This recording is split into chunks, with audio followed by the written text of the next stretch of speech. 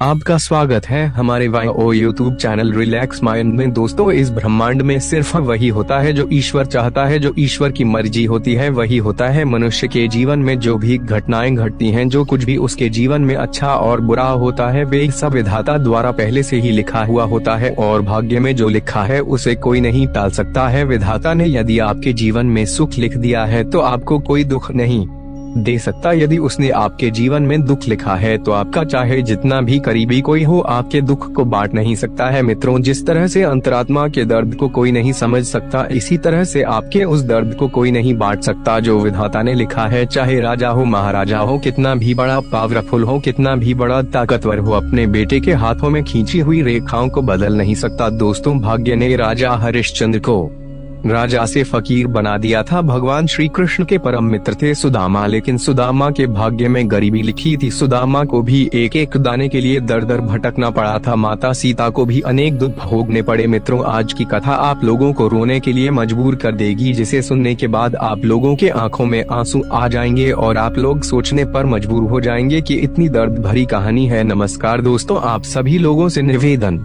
है कि इस कथा को और कहानी को सुनने से पहले कमेंट बॉक्स में जय श्री कृष्णा लिखकर वीडियो को लाइक करके चैनल को सब्सक्राइब करके बेल आइकन ऑल पर प्रेस कर लीजिए, जिससे आप सभी लोग प्राचीन कथाओं और कहानियों से जुड़े रहे। दोस्तों, बहुत पुराने समय की बात है। भगवान राम की नगरी अयोध्या में एक बड़े ही विद्वान और शास्त्रों के ज्ञाता ज्योतिषी रहते थे। उस ब्राह्मण की अनोखी ज्योतिषी बहुत दूर दूर तक मशहूर थी और दूर दूर से लोग अपना भविष्य दिखाने के लिए उनके पास आते थे। वे जो ब्राह्मण थे वह बड़े ही ज्ञानी और महान ज्योतिषाचार्य थे। वे दूर से ही लोगों के माथे की रेखाओं को पढ़ करके उनका भाग्य बता देते थे कि तुम्हारे भाग्य में क्या लिखा है। वे ब्राह्मण ज्योतिषी जो थे भूत, भविष्य और वर्तमान तीनों कालों का ज्ञान रखता था। एक दिन की बात है कि उस ज्योतिषी ब्राह्मण के घर में एक परम तेजस्वी और बहुत ही सुंदर एक पुत्र का जन्म हुआ।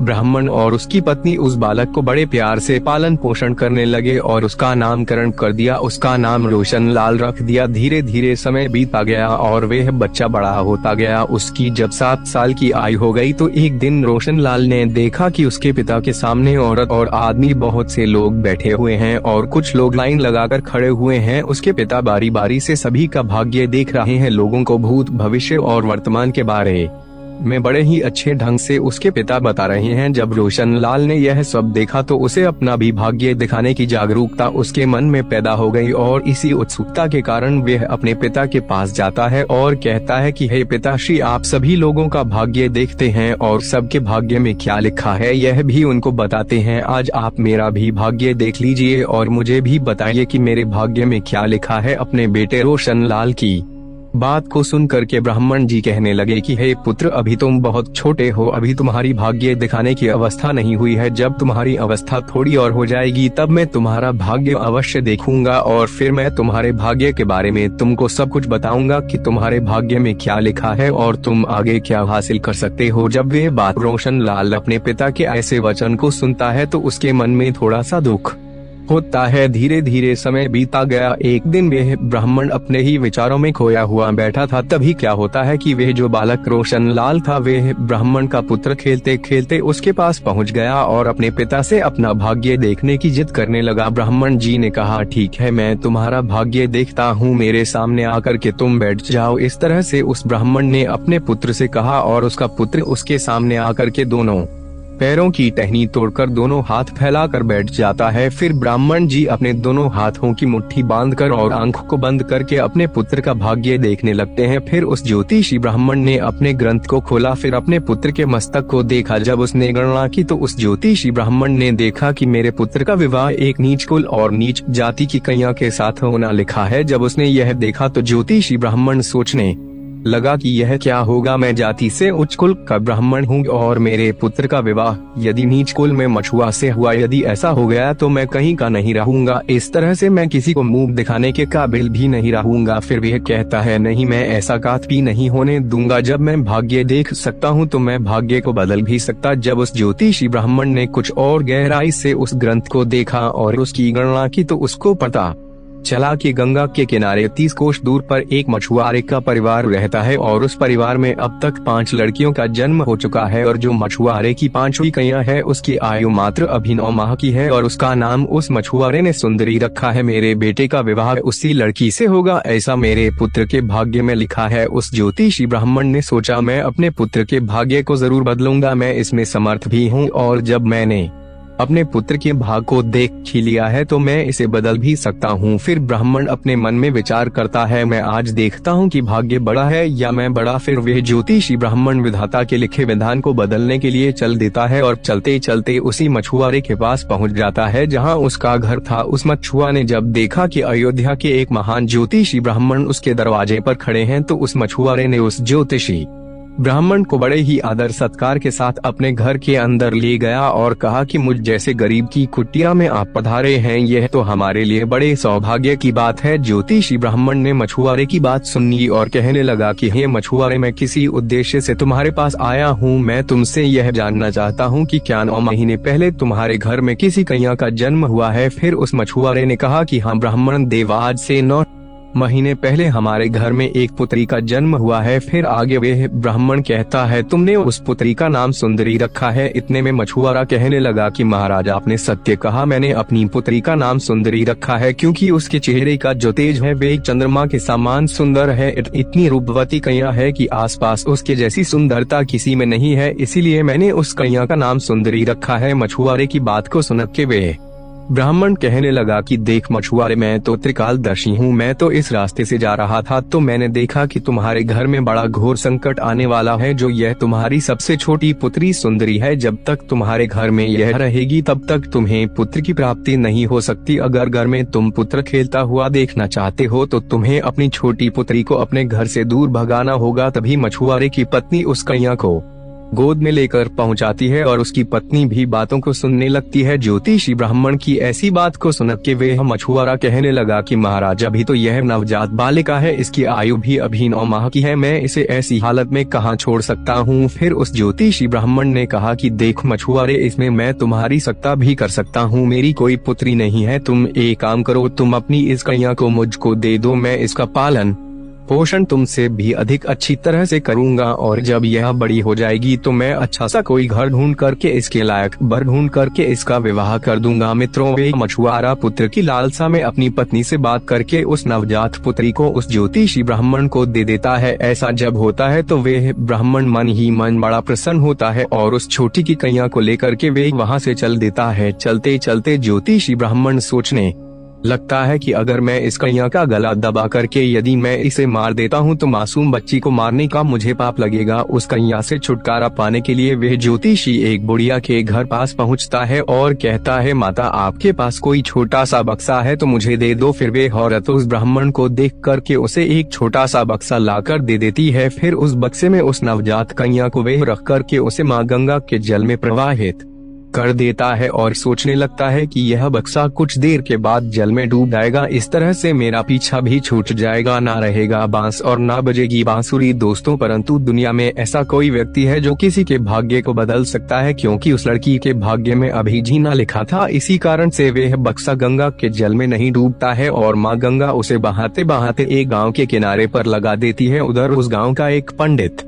सुबह सुबह स्नान करने के लिए आता है तो उस पंडित की नजर उस बक्से पर पड़ जाती है। पंडित जब उस बक्से को देखता है वह उठा करके उस बक्से को खोल करके देखता है तो बक्से के अंदर एक बहुत ही सुंदर कन्या उसमें लेटी हुई थी। अब अपने पैरों के अंगूठे को वह कन्या लेटे लेटे पी रही थी। वह पंडित संतानहीन था और माँ गंगा से रोज संतान की प्राप्ति के लिए वह प्रार्थना करता था। उस बच्ची को देख करके वह सोचने लगा कि माँ गंगा ने आज उसकी सुन ली और यह कन्या मेरी संतान बनने के लिए माँ गंगा ने भेजा है। माँ गंगा ने मेरी प्रार्थना को स्वीकार कर लिया है। इस तरह से उस पंडित ने उस कन्या को लेकर के अपने घर के लिए चल देता है। जब वह पंडित अपने घर पहुँचता है और उस कन्या को अपनी पत्नी को दिखाता है तो उसकी पत्नी कहती है कि आप किसकी पुत्री को लेकर के आए, यह बड़ी ही सुंदर और रूपवान पुत्री है। पंडित जी कहने लगे कि माँ गंगा ने हमारी प्रार्थना सुन ली, इतने वर्षों से मैं संतान के लिए माँ गंगा से प्रार्थना कर रहा था और इस कन्या को हमारी संतान के रूप में माँ गंगा ने हमारी झोली में डाल दिया है। आज से यह हमारी इकलौती पुत्री है। हम इसका बड़े अच्छे से लालन पालन करेंगे और अच्छे अच्छे इसको संस्कार देंगे। इसे किसी भी चीज की कोई कमी नहीं होने देंगे। इस तरह से वे पंडित और पंडिताइन उस कन्या का पालन पोषण करने लगे। धीरे धीरे समय बीता गया और समय के साथ वे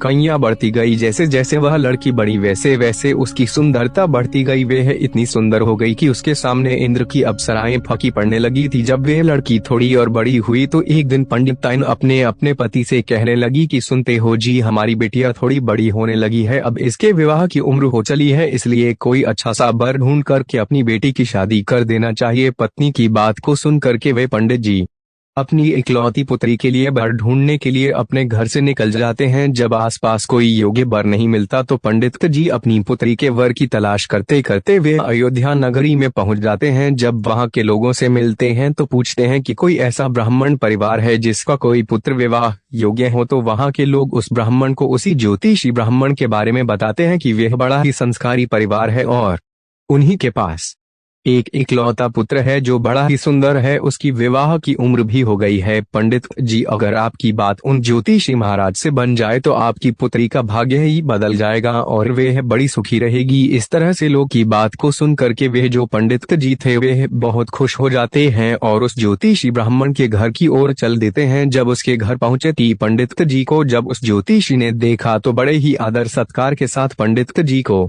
अपने घर के अंदर ले गया। फिर एक चटाई बिछा दी, उसके बाद दोनों उसी पर बैठ गए। फिर पंडित से पूछा कि आपके आने का कारण क्या है। उस पंडित ने अपनी पुत्री की सुंदरता के बारे में उस ज्योतिषी को बताया और कहा कि हमारी एक एकलौती पुत्री है जो बड़ी ही सुंदर और रूपवती है, उसका विवाह हम आपके पुत्र के साथ करना चाहते हैं। इतना सुन करके वह ज्योतिषी ब्राह्मण बड़ा खुश होता है कि चलो, मेरे पुत्र के भाग्य में जो लिखा था अब वे बदल चुका है और एक ब्राह्मण अपनी पुत्री की शादी के लिए मेरे पास आया है। वह ज्योतिषी अपनी बेटे की शादी उसे पंडित के पुत्री के साथ करने को तैयार हो जाता है। फिर शादी की तारीख रख दी जाती है। धीरे धीरे समय बीतता चला जाता है और वह दिन भी आ जाता है जिस दिन पंडित की बेटी का विवाह उस ज्योतिषी ब्राह्मण के बेटे के साथ होनी थी। वह ज्योतिषी अपने पुत्र की बारात लेकर के उस पंडित की गाँव की तरफ चल देता है और सोचता जा रहा था कि मैंने अपने पुत्र के भाग्य को बदल दिया है। मैंने जो शास्त्रों का अध्ययन किया है उसके कारण मुझ में वह क्षमता है जिससे आज मैं अपने पुत्र के भाग्य को बदल दूंगा। दोस्तों, उसको यह नहीं मालूम था कि विधाता का लिखा तो स्वयं विधाता ही बदल सकते हैं। जो लिख गया है वे अटल और अमर है। जैसा जिसके भाग्य में लिखा गया है वैसा होकर के रहता है, चाहे कोई कितना भी प्रयास कर ले। इस तरह संजोग के कारण आज वही मछुआरे की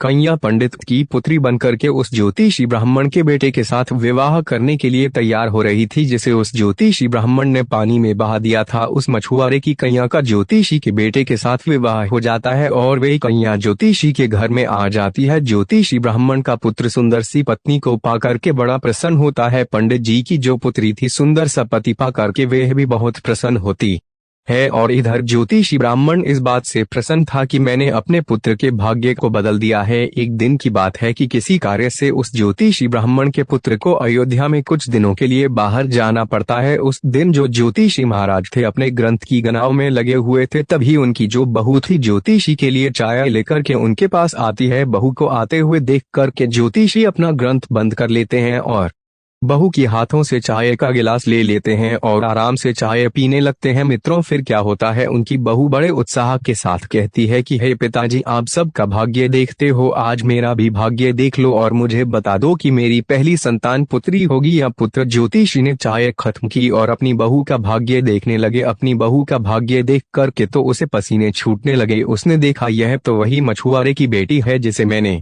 मरने के लिए गंगा में प्रवाहित कर दिया था। फिर यह मेरे घर में मेरी बहू बनकर के कैसे आ गई। फिर ज्योतिषी अपनी बहू से कहने लगा कि हे पुत्री, तुम अपने पिता की इकलौती पुत्री हो ना। तो वह कन्या कहने लगी, जी पिताजी, मेरे असली माता पिता तो बड़े ही निष्ठुर थे। उन्होंने मुझे 9 माह की अवस्था में गंगा के जल में प्रवाहित कर दिया था और जो मेरे माता पिता हैं उन्होंने मुझे एक नया जीवन दिया है। जिस दिन से मुझे नया जीवन दान मिला है, तब से यही मेरे माता पिता हैं। जब उस ज्योतिषी ने इस बात की पुष्टि की कि यह वही मछुआरे की बेटी है, तो उससे निजात पाने के लिए उसने एक युक्ति और निकाली। कहने लगा कि बेटी, अगर तुम पहली संतान पुत्र पाना चाहती हो तो तुम्हें मेरे साथ समुद्र के तट पर चलना होगा। जब दोनों ससुर और उसकी बहू समुद्र के तट पर पहुंचते हैं तो ज्योतिषी ने अपने हाथ से एक अंगूठी निकाली और उस अंगूठी को दिखाते हुए उसने समुद्र में फेंक दिया और कहा कि बेटी, जिस दिन तुम्हें यह अंगूठी मिल जाए और जिस दिन तुम इस अंगूठी को ढूंढ लोगी उसी दिन तुम अपने घर पर आ सकती हो। यदि तुम्हें अंगूठी नहीं मिली और तुम अपने पिता के घर पहुंच गई या मेरे घर आ गई तो बहुत अनर्थ हो जाएगा। मेरे घर आ गई तो तुम अपने पति को खो दोगी और अपने पिता के घर चली गई तो तुम अपने पिता को खो दोगी। इसलिए अब तुम्हें कहीं नहीं जाना है जब तक यह अंगूठी तुमको ना मिल जाए। यदि तुम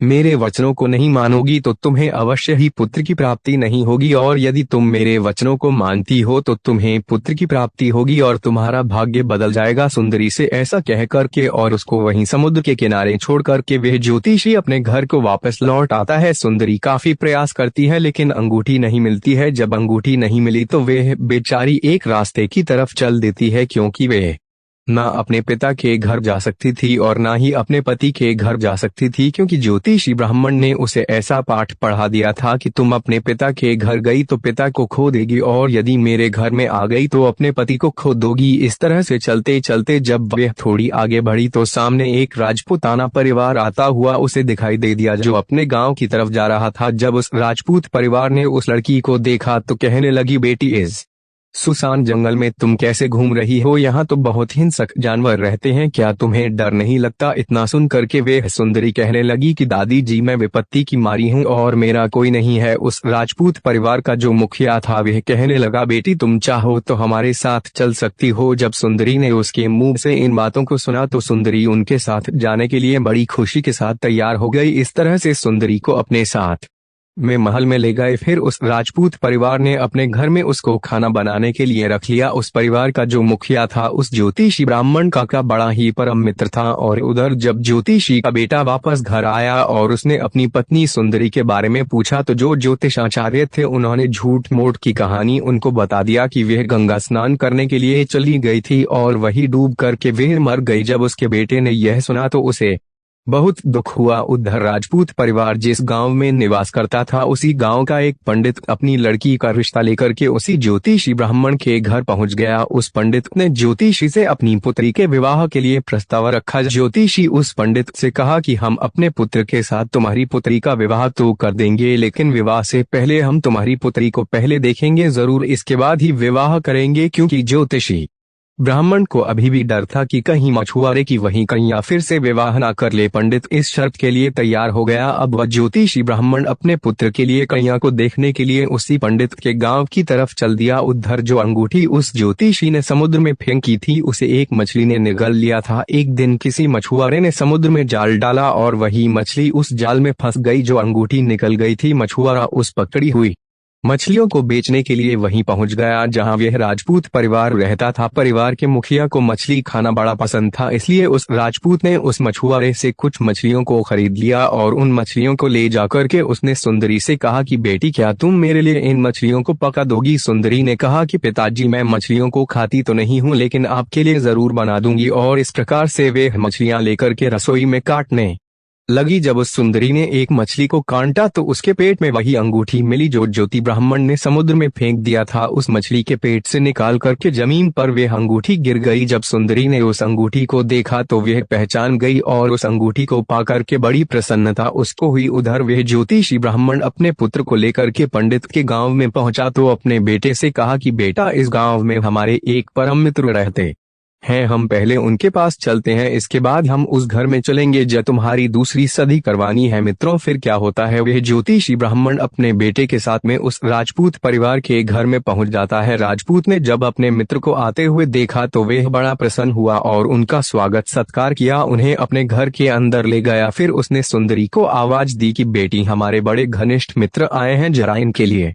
भोजन पानी की कोई व्यवस्था करो। सुंदरी ने जब पानी लेकर के आई तो उस ज्योतिष ब्राह्मण को देखा। ज्योतिष ने अपनी बहू सुंदरी को देखा और जब ज्योतिष के बेटे ने सुंदरी को देखा तो अपने पिताजी से कहने लगा कि पिताजी, आपने मुझसे झूठ क्यों कहा कि सुंदरी मर गई है? मेरी पत्नी अभी जिंदा है और मेरी पत्नी इसी समय आपके सामने खड़ी हुई है, और यह जानते हुए भी आपने मेरा विवाह किसी दूसरी कन्या के साथ करने को कह रहे हैं। दोस्तों, फिर ज्योतिषी ब्राह्मण कहने लगा, पुत्र, मैं भटक गया था। मैं विधाता के लिखे भाग्य को बदलने के बड़े प्रयास किए और मैं बड़ा नीच कर्म कर बैठा। मैंने बड़ा ही प्रयास किया कि मैं उस भाग्य को बदल दूं। फिर उसने पूरी कहानी सभी के सामने सुना दी और कहने लगा कि मुझे अपनी शास्त्र विद्या पर बहुत ही घमंड हो गया था। इसी कारण से मैं विधाता के लिखे हुए भाग्य को मिटाने के लिए चला था। मैंने लाखों कोशिश की, बड़ा प्रयत्न किया, लेकिन वही हुआ जो तुम्हारे भाग्य में लिखा था। जिसके भाग्य में जैसा लिखा है वह होकर के ही रहता है। मित्रों, इस तरह से इस वीडियो को देख करके आपको यह पता चल गया होगा कि जिसके भाग्य में जो लिखा है उसको बदला नहीं जा सकता। मित्रों, लेकिन सबसे आवश्यक बात यह है कि भाग्य के भरोसे बैठना भी नहीं चाहिए। मनुष्य का सबसे परम कर्तव्य होता है कि कर्म करना, उसे हमेशा कर्म करते रहना चाहिए, भाग्य के भरोसे नहीं बैठना चाहिए। इस तरह से उस ज्योतिषी ब्राह्मण ने लाख प्रयास किया लेकिन अपने पुत्र के भाग्य को वह नहीं बदल सका, क्योंकि जो विधाता जिसके भाग्य में जैसा लिखता है वैसा होकर के ही रहता है। लेकिन इसका मतलब यह नहीं है कि कर्महीन होकर के भाग्य के भरोसे बैठ जाओ। व्यक्ति का कर्म करना उसका धर्म है, इसलिए भाग्य के सहारे न बैठ कर के व्यक्ति को हमेशा कर्म करते रहना चाहिए और हमेशा सद्मार्ग पर चलना चाहिए। अगर यह कथा आप लोगों को पसंद आई हो तो वीडियो को लाइक करके